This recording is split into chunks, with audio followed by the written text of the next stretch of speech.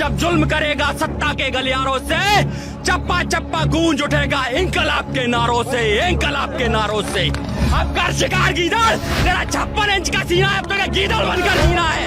हर हिंदू के घर से पंडित चंद्रशेखर आजाद निकलेंगे, हर मुसलमान के घर से अशफाक उल्लाह खां निकलेगा, और हर सिख के घर से अब भगत सिंह निकलेगा। मारो, कितने मारोगे, मारो। सामने जब किसी तहरीक को दबाने के लिए हर तरह के ओछे हथकंडे, हर तरह का जुल्म सितम आजमा लिया जाए, तो फिर एक चिंगारी ऐसी उठती है जो एक नया जोशो वलवला पैदा कर देती है। किसानों की तहरीक में उनकी आवाज़ें, उनके धरने, उनकी चीखें जब ख़त्म हुई, उन्होंने अपना लहू तक दे डाला। लेकिन चूंकि नरेंद्र मोदी एक पुराना खिलाड़ी है, इसलिए उसने लोगों के जज्बात से खेलते हुए तहरीक को कमज़ोर कर दिया। लेकिन फिर सिखों की तहरीक के लीडर राकेश टिकैत के 2 आंसू क्या निकले। उसने एक बार फिर सिख कौम में एक ऐसा वलवला, ऐसा जोश और बिजली पैदा की जिसने नरेंद्र मोदी के ऐवानों को एक बार फिर से लर्जा कर रख दिया है। आज से 2 दिन पहले तक सिखों के धरने में लगभग 150 के करीब लोग रह चुके थे। तरह तरह के इल्ज़ामात लगाए जाते थे। नरेंद्र मोदी ने योगी सरकार के साथ मिलकर एक ऐसा प्लान बनाया था कि रातों रात सिखों को वहां से उठाकर जेलों में भरना था, उन्हें मार भगाना था। लेकिन फिर एक चेहरा राकेश टिकैत की सूरत में मीडिया के सामने आता है और वो अपने जज्बात पर काबू नहीं रख पाता और रो पड़ता है। वो कहता है कि मैं अकेला भी रह जाऊं तो ये जगह खाली नहीं करूंगा, और अगर मैं नाकाम हुआ, सरकार ने वो बिल वापस ना लिए, तो मैं यहीं पर खुदकुशी कर लूँगा। ये पैगाम रात गए सोशल मीडिया पर वायरल होता है और उसके बाद सिख कौम एक बार फिर जागती है। लोग अपने बीवी बच्चों समेत धरने की तरफ रवाना होते हैं। ट्रैक्टरों की एक लंबी लाइन लगती है और वो जगह जहां पर सिर्फ 150 लोग बाकी रह गए थे, नरेंद्र मोदी और योगी सरकार ने मिलकर एक प्लान तरतीब किया था, वो एक बार फिर हज़ारों की तादाद में सिखों से भर जाती है। उस मजमे में बच्चे, बूढ़े, जवान, हर उम्र के लोग होते हैं और नरेंद्र मोदी का वो प्लान खाक में मिल जाता है। अब किसान एक नए जज्बे के साथ नरेंद्र मोदी को ललकार रहे हैं। उसे गीदड़ के इल्कबाज से नवाजा जा रहा है। उसे कहा जा रहा है कि 56 इंच के सीने वाले गीदड़, अगर तुमने कुछ करना है तो सामने आकर करो। हम अब फिर यहाँ पर मजमा लगाए बैठे हैं। हरियाणा, पंजाब और इर्द गिर्द जितनी भी रियासतें हैं, वहाँ पर राकेश टिकैत के ऑर्डर पर सिखों ने एक बार फिर अपने खैमे गाड़ लिए हैं। बड़ी बड़ी हाईवेज को ब्लॉक कर दिया गया है और अब सबका लीडर सिर्फ और सिर्फ राकेश टिकैत की सूरत में है, जिससे सिख तहरीक को एक फ़ायदा ये हुआ है कि वो जो टुकड़ों टुकड़ों में बटे हुए थे, अब उनका सिर्फ और सिर्फ एक ही लीडर है और ये नरेंद्र मोदी को किसी भी सूरत हजम नहीं हो रहा। आइए आपको सिखों के धरने के मनाजिर दिखाते हैं और उन लोगों का वो जोश भी दिखाते हैं कि किस तरह नरेंद्र मोदी को ललकारा जा रहा है और कैसे उसकी सारी प्लानिंग खाक में मिल गई है। वीडियो पर आगे बढ़ने से मंच पर नहीं चढ़ने दिया, उसको इनने लाल किले पर चढ़ जाने दिया। मुंह पे ऐसा तमाचा दिया है, ऐसा तमाचा दिया है कि उनके एक आंसू ने सैलाब ला दिया। इनने सोचा हम डर गए, अरे शेर 2 कदम जब पीछे जाता है तो एक लंबी छलांग मारता है। और ये तिरंगे का सम्मान हमें बता रहे हैं। अरे इनके आरएसएस के नानाजी देशमुख, भाजपा के, जिन्होंने खुद तिरंगे को जलाया, वो तिरंगे का सम्मान बताएंगे हमें। बात कृषि बिल पे शुरू हुई थी, लाके खालिस्तान पे खड़ा कर दिया इनने। जिसने अपनी औरत को छोड़ा, जिसने अपनी माँ को छोड़ा, वो गद्दार हमें देशभक्ति सिखाएगा।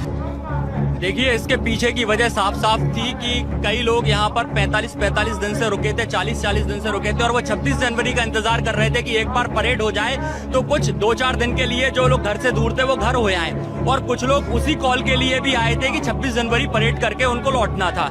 लेकिन बात यह है कि सरकार ने अपना जो गेम खेलना था वो उसने पूरा खेला। मैं पहले भी न्यूज पर बार बार कहता आ रहा था कि सरकार हिंदू बनाम सिख करना चाह रही है, क्योंकि इनने पहले दलित सवर्ण किया, हिंदू मुस्लिम किया और ये वही ट्रम्प कार्ड इनने डाल दिया।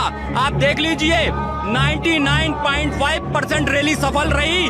जो शांति प्रिय हिस्सा था, एक बड़ा हिस्सा, उसको किसी ने कवरेज करके नहीं दिखाया। 99.5% और 0.5 जो बीजेपी और आरएसएस के दलाल थे, जो उससे जुड़े हुए थे, वो जाके लाल किले पर चढ़ गए। जसदीप सिद्धू को हमने मंच पर नहीं चढ़ने दिया, उसको इनने लाल किले पर चढ़ जाने दिया। ये कैसी देशभक्ति है और ये तिरंगे का सम्मान हमें बता रहे हैं। अरे इनके आरएसएस के नानाजी देशमुख, भाजपा के, जिन्होंने खुद तिरंगे को जलाया, वो तिरंगे का सम्मान बताएंगे हमें। तिरंगा जो का क्यों लहरा रहा था, वहाँ तिरंगे का अपमान नहीं हुआ।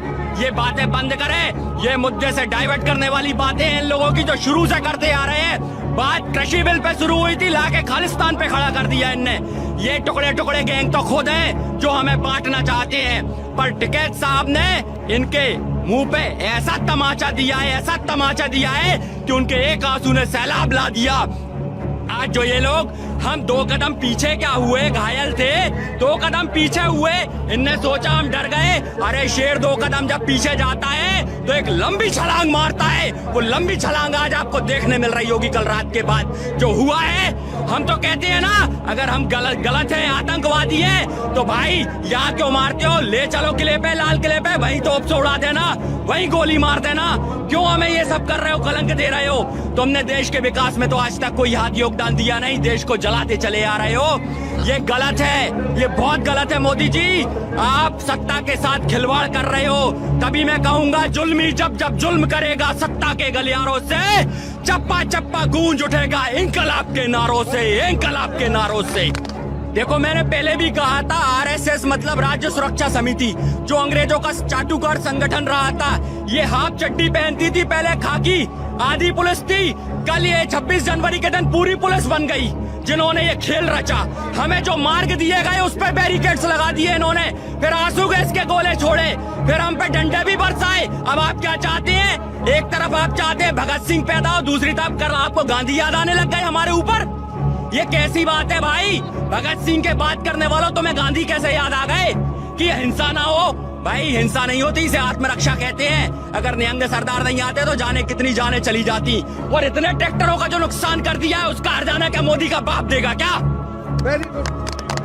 जाने कितने हमारे किसान घायल करे हैं। ये कहते हैं गोली नहीं चली, लाल किले पर गोली चलाई है। मेरे पास वीडियो है, फुटेज है, जहाँ पैर में गोली लगी है मेरे साथी को। और बात हो रही है, इनने देश में आज जवान और किसान को लड़ा दिया आपस में। ये लड़ाने वाले लोग हैं, ये कूटनीति करते हैं और राजनीति इनकी अंबानी अडानी कर रहे हैं। तुम में देश चलाने की बस की बात नहीं है। लाल किला जो नहीं संभाल पाया, वो क्या संभालेगा? वो क्या संभालेगा जिसने देश की एक एक चीज बेच दी हो, एक एक चीज बेच के रख दी। ये डालमिया को किला दिया है, प्राइवेट है किला है, किसी का सरकारी किला नहीं है। जो अपना किला, हमारा किला जिसको जीत जीत के दिया हो हमारे देश के क्रांतिकारियों ने, तुमने उसको गिरवी रख दिया। और मोदी कितनी नाक लगा रहा है। पूरे देशों में जाके देखो, थू हो रही है इसकी, थू हो रही है, अमित शाह की थू हो रही है। किस बात के लोग हैं ये? अरे भाई, सरकार नहीं चलती तो छोड़ दो, मत चलाओ सरकार, किसान संभाल लेगा सरकार। हमने कहा है ना, किसान संसद तक जाएगा और एक एक किसान संसद में बैठेगा, तब इनको समझ आएगा।